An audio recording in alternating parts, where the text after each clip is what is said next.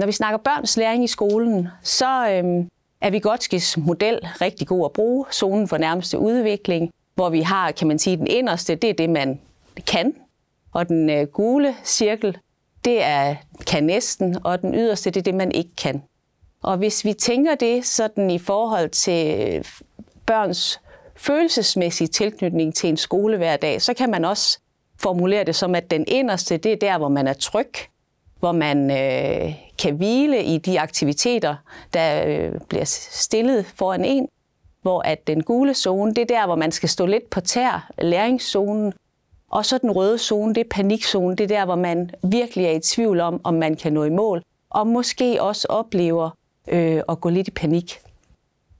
Det vi skal være nysgerrige på i forhold til børns læring, det er jo, hvordan vi i en skolemæssig sammenhæng kan gøre det gule bredere, fylde mere i forhold til det grønne, og især det røde selvfølgelig. Vi kan opleve børn, hvor vi tænker, at de går fra at være i en eller anden situation, hvor det går godt, og så lige det næste øjeblik, så eksploderer de. Og det der med at være nysgerrig på, hvad er det, der er til hinder for at faktisk kunne være i en læringszone, hvor man ikke helt er sikker på, at man mestrer det, man bliver stillet i udsigt. Jeg tænker, at de fleste af os kender de børn, hvor at de vælger at sige nej tak til at indgå i læringsfællesskab, fordi de faktisk er i tvivl om de kan lykkes med de opgaver, vi stiller for dem.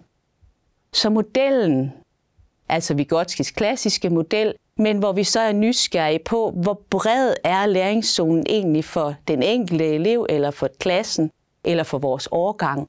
Og hvad kan vi gøre pædagogisk, didaktisk, for at vi får udvidet læringszonen, så den bliver bredere.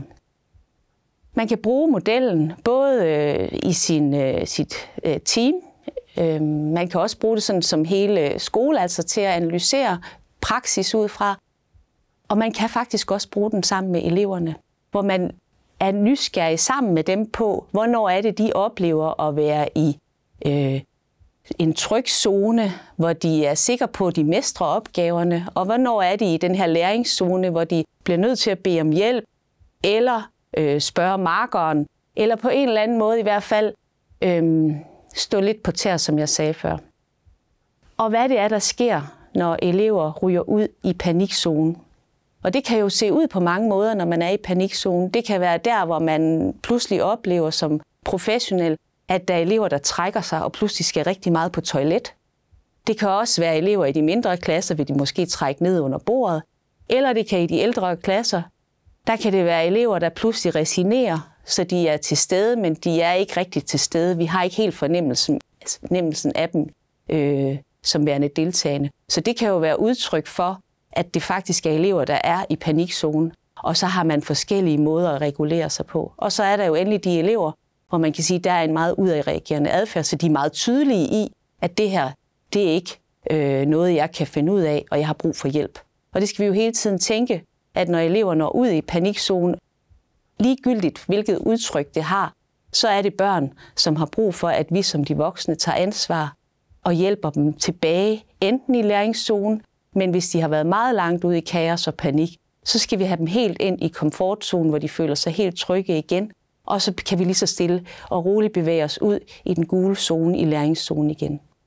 Så der er mulighed for at bruge modellen sammen med elever i sit team, eller man kan sige som skole, vi anvender den her som en måde at analysere vores skolepraksis på.